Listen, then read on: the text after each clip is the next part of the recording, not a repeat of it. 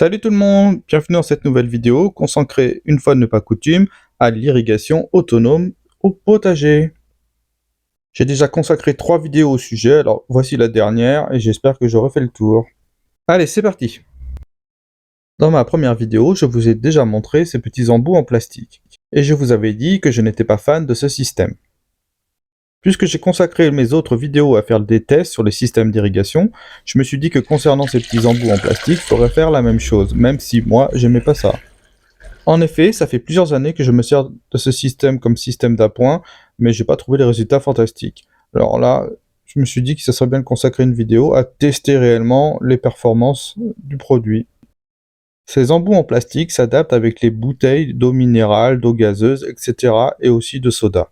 Alors, le mot s'adapter est un grand mot parce qu'en fait, vous allez voir qu'il y a quand même pas mal de fuites, un peu compliquées. Même quand vous avez une vis et non un système qui s'emboîte, c'est pareil, c'est compliqué. L'étanchéité n'est pas parfaite. Il faut penser à faire un trou dans le culot de la bouteille pour permettre à l'eau de s'écouler correctement.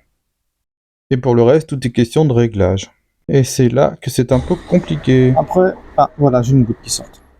Donc j'ai même pas besoin de régler. Théoriquement, le réglage est bon. Voilà. Donc on va planter ça. Je le mets derrière. Et j'en refais une directement dans la foulée. Peut-être pas toutes les faire. Comme les bouteilles sont percées et comme j'ai tendance à renverser à côté, je préfère placer mes bouteilles dans un seau. Comme ça, je récupère l'eau une fois que j'ai fini mon opération. Ce genre de geste n'est pas très agréable, contrairement au fait de remplir un Ouya ou de remplir une bouteille en verre. C'est vraiment un peu compliqué. Une fois qu'on a rempli la bouteille, il faut la retourner très vite pour pas perdre de l'eau. Alors il est évident qu'un système qui se visse, c'est beaucoup plus intéressant qu'un système qui s'emboîte. Donc les nouveaux se vissent. Ils ont fait des efforts, nos amis chinois. Bon là je vois que ça perle de partout. Et on voit une goutte qui sort du goutte à goutte, mais là j'ai de l'eau. Alors est-ce que c'est l'eau de mes mains? Parce que j'ai débordé de partout, donc est-ce que c'est l'eau de mes mains? Une goutte. Je pense qu'il faut vraiment que la goutte ça soit discret ici.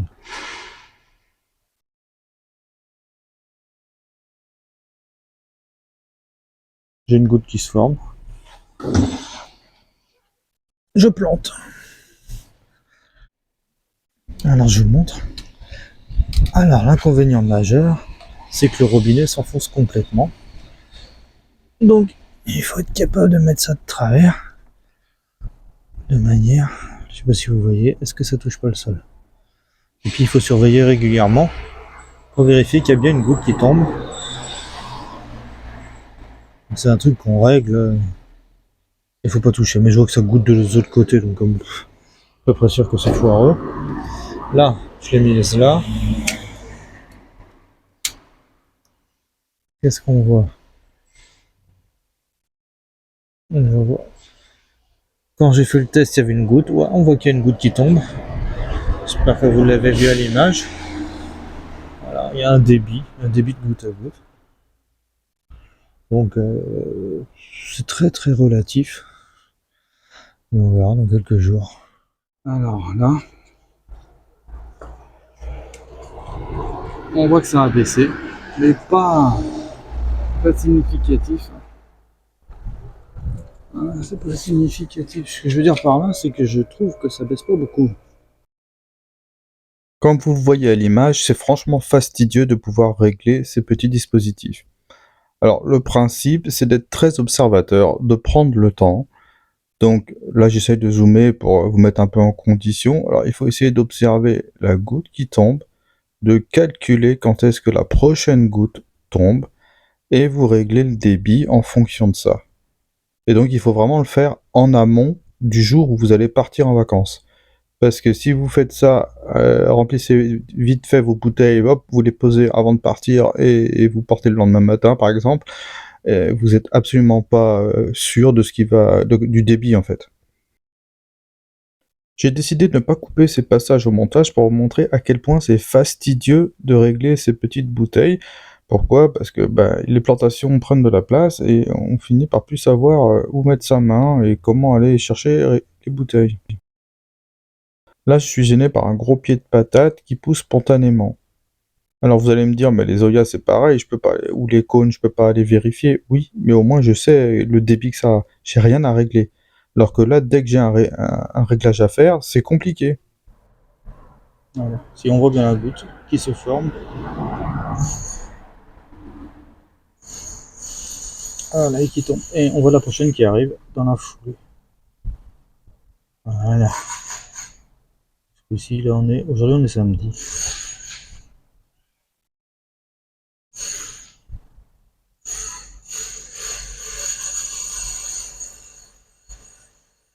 Voilà.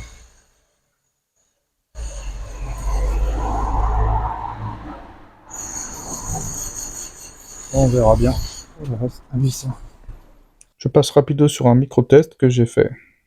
La conso de fais pas la tête. Et ça, c'est humide. La pointe est humide. Voilà.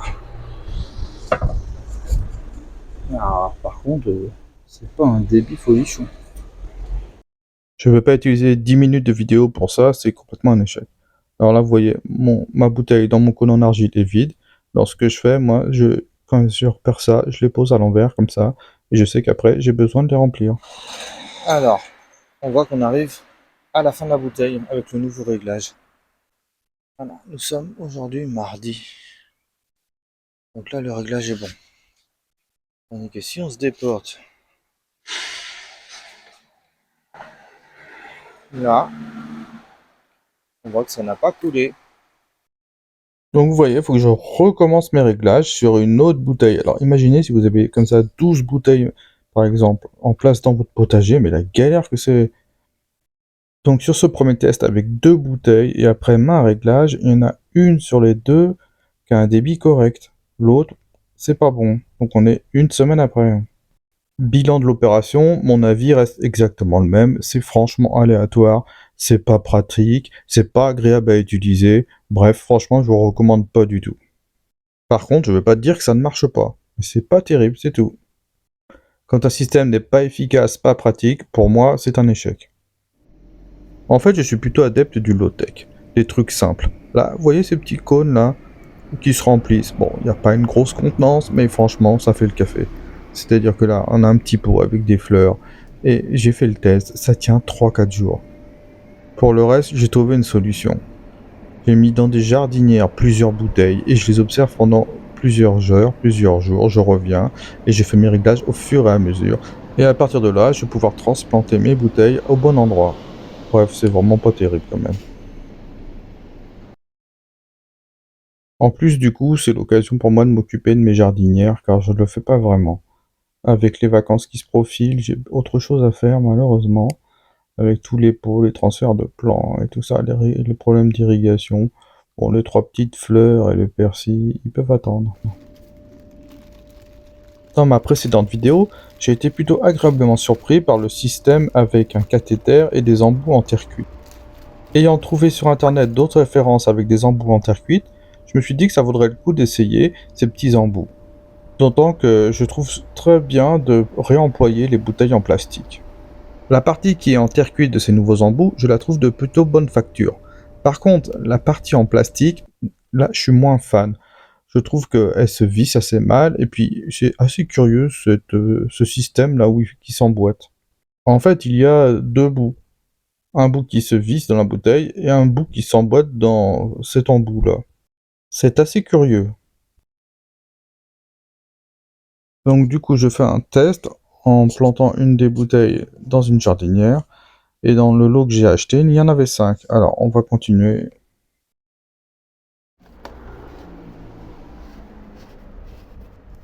J'ai l'impression que le filetage chinois ou asiatique n'est pas exactement le même que celui qu'on a.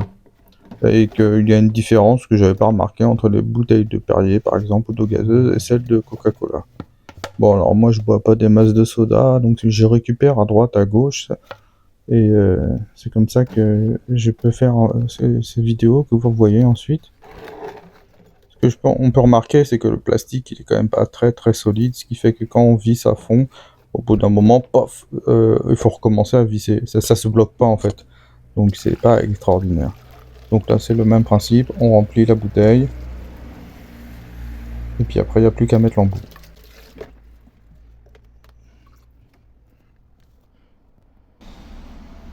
Franchement, le système est plutôt étrange et ça semble pas mal coûter. Bon, voilà, je me suis trouvé une jardinière, hop, ça fera l'affaire. Et la moindre des choses qu'on peut voir, c'est que c'est pas super stable.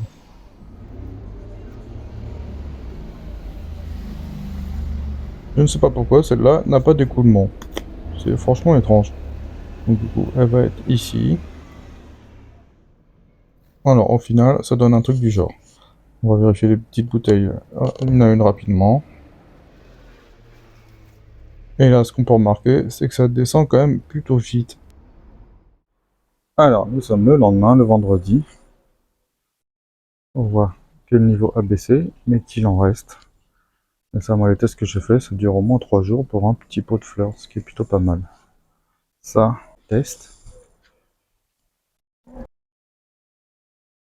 En fait, pendant que je fais un test, il y a toujours l'autre test qui continue, évidemment. C'est pour ça que vous voyez que les images s'entrecroisent. Mais bon, je vais zapper assez vite, histoire qu'on passe à la suite.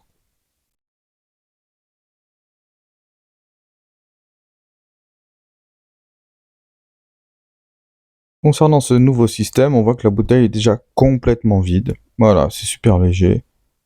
Et ça fuit partout dans l'espèce de petite coupelle qui reste, en fait. Bon, bah, pour moi, c'est plutôt nul. Voilà, là, c'est pareil, complètement vide. Ce nouveau système, donc complètement nul. Je confirme. Surtout qu'on peut absolument pas régler. Alors, celui-là n'est pas complètement vide. Mais bon, la moitié de la bouteille s'est vidée. Alors, et celui-là, complètement vide.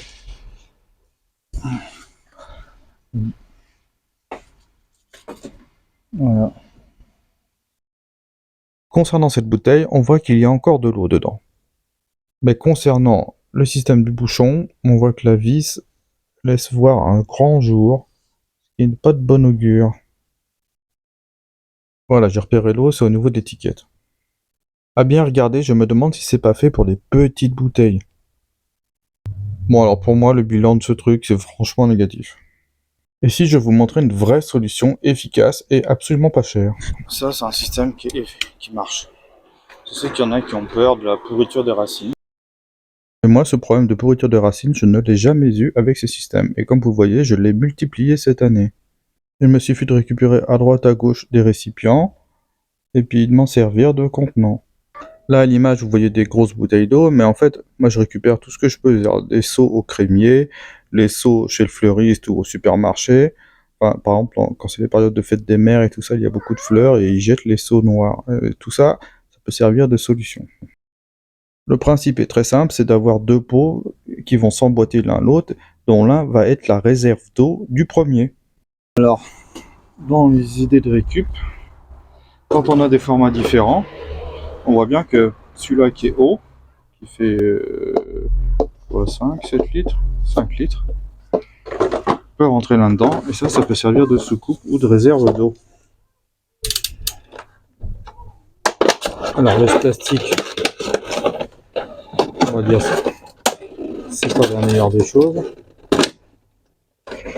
mais quand on en possède, s'en servir, c'est pas plus mal. Voilà, tout simplement. Alors, possible que ça soit un peu haut quand même. Vu qu'on a viré ça, on a viré pas beaucoup, hein, parce que c'est rarement plein jusqu'ici. Il va être à au moins 4 litres. Et moi je perce un peu au-dessus. Bon, je vais vous épargner le bruit, on va faire ça en avance rapide, mais vous avez compris le principe. Et voilà le résultat, c'est miraculeux. Donc comment je fais? On va commencer par mettre des billes là-dedans.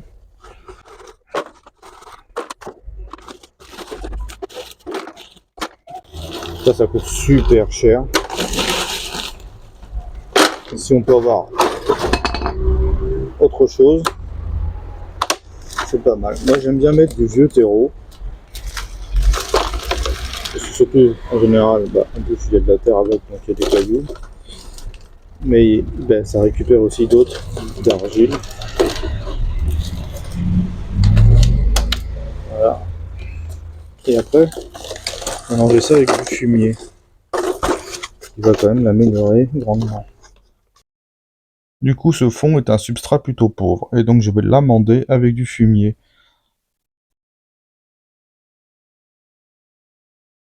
Bon, en fait, pour la vidéo, je voulais faire ça à la pelle proprement, mais ça va plus vite à la main.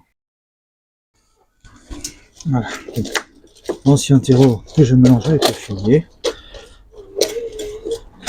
J'ai remarqué que dans mes précédents rempotages, que le fumier, les racines n'allaient pas forcément dans les couches où il n'y avait que du fumier. Peut-être c'est trop riche. À mon avis, c'est sûrement trop riche. Et je pensais que le fumier en sac était pas très... Ouais, là, ça fait un bout de temps qu'il fait ses racines, ce pied de piment. Alors, par contre, pour mettre ses mains, c'est pas évident. Qu'est-ce qu'on a là? Je sais plus. Et comme je perds mes étiquettes, je ne peux plus savoir. Un habanero rouge.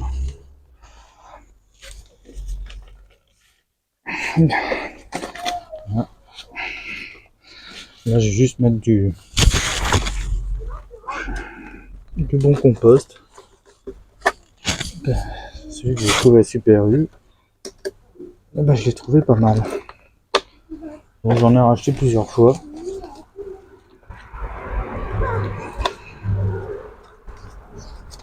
Alors que celui de jardinerie, moi j'étais moins convaincu par le résultat.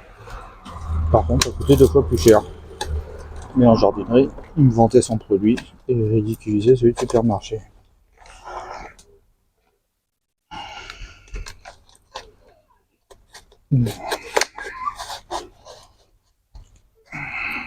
Donc, j'ai essayé de la garder, mon étiquette. Ça, c'est des briques de lait. Voilà, je pense qu'on est bon. J'ai fait un truc comme ça. Et puis pour soucoupe, il faudrait que j'ai un comme ça. Voilà, celui-là il servait déjà de soucoupe l'année dernière. Voilà. Donc lui il est bon, lui. Il est tranquille. Il n'y a plus qu'à l'arroser. Peut-être lui mettre un coup d'engrais. Et on va refaire. Alors j'en profite pour vous montrer ça, c'est une astuce qui est pas idiote. Ça, j'ai trouvé ça à Ikea. J'y allais par hasard. J'en ai plein repiqué. Arplan. Et en fait, ça, ils s'en servent de une sorte de meuble à chaussures. Ça coûte, je crois, quelque chose comme 3 moins de 4 euros. J'en ai pris 2, mais je vais tester. Et c'est vrai qu'en fait, une soucoupe coûte déjà 3-4 euros, voire plus. Et en plus en plastique. En terre, c'est beaucoup plus cher. Et là, je mets au moins 3 gros pots. Ce qui fait que là, je peux me faire une réserve d'eau. C'est pas très haut non plus. Ça fait une phalange. Donc, 1,5-2 cm. Voilà. Et puis bon, le problème après, c'est que ça fait une grosse surface plane avec des moustiques. Mais quand on part en vacances, on va dire que les moustiques, on s'en fiche un peu, on n'est plus là. Alors, évidemment, faut pas avoir une soucoupe individuelle comme ça. C'est idiot. Enfin, ça fait pas marcher le truc, mais bon, là, il y en a qui, pour...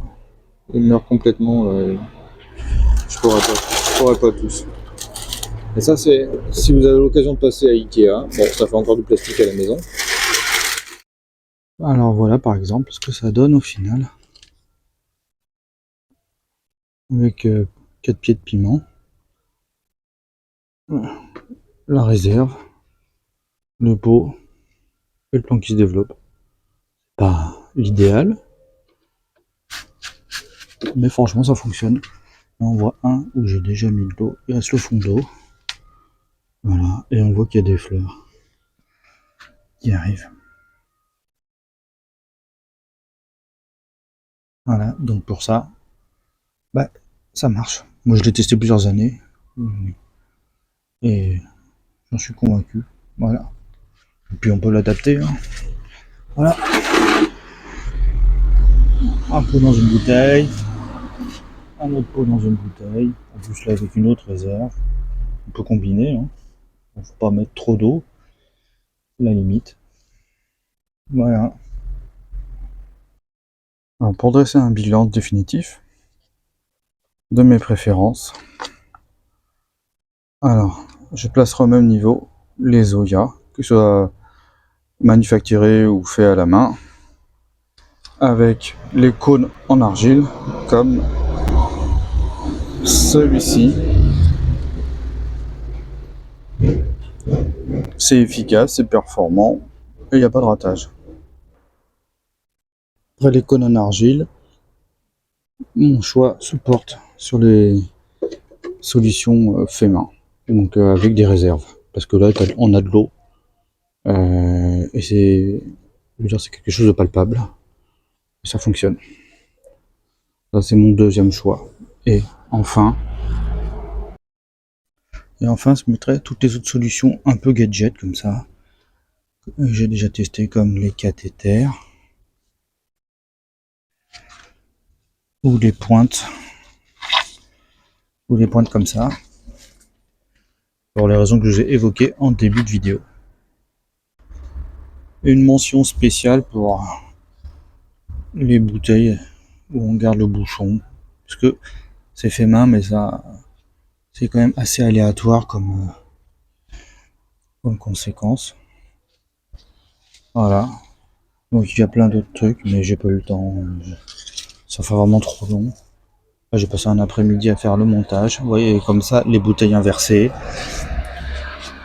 Bon, évidemment, les soucoupes, hein, c'est exactement comme les bouteilles. Bon, là, c'est un plan tout nul, mais c'est la même chose. Vous remplissez ça, vous avez une réserve. Voilà, cette vidéo se termine enfin. Je voulais vous remercier chaleureusement d'avoir regardé cette vidéo jusqu'au bout et d'avoir évidemment regardé mes autres vidéos. Merci pour vos commentaires, vos likes, enfin vos soutiens divers. J'espère que toutes ces petites astuces vous auront aidé, que vous aurez un potager productif et qui sera bien irrigué pendant l'été, pendant votre absence. Je vous laisse avec ces dernières images en vous souhaitant de très bonnes vacances à tous. À plus!